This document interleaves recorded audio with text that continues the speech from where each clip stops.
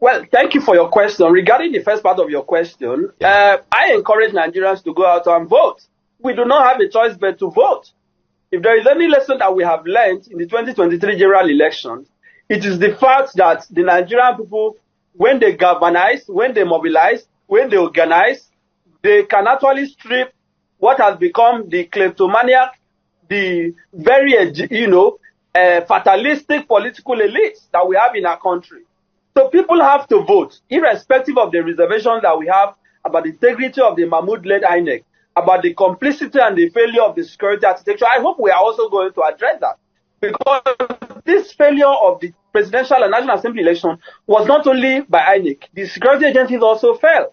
Now we have to vote. We Nigerians now know how important it is to insist on those results being uploaded at the polling unit.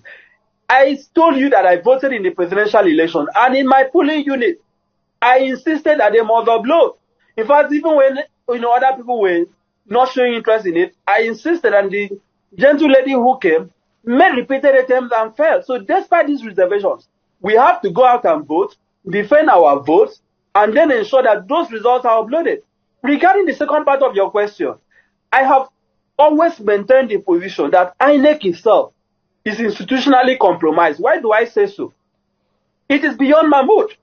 The resident electoral commissioners in the various states, how much do we know about them? Recall that this president appointed some people with partisan leaning into INEC, including Loretta Onoche, whose partisanship the whole world knows, who said worked for the APC, was actively involved in campaigning.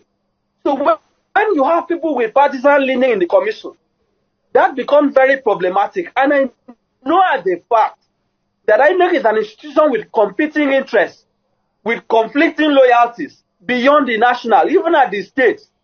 So if they are saying that the failure was not targeted at a specific person and was throughout the country, that only leads us to the irresistible conclusion that the entire process was faulty. They cannot have it both ways. They cannot say that it fell in all parts of the country and then turn out to say that the process was credible.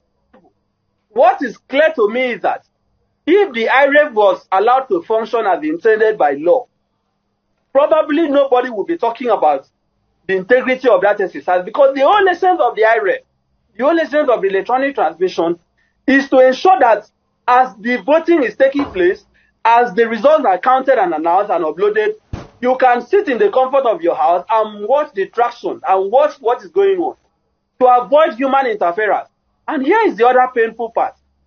The INEC regulations, the INEC guidelines, says that before a collation officer, a returning officer, can make any return, he has to ensure that the result as presented to him in the form ECH8, the form ECH series, the physical forms, tallies with what is in the IREF. Okay. How do you resolve that conflict? This is even a point that Mahmoud alluded to.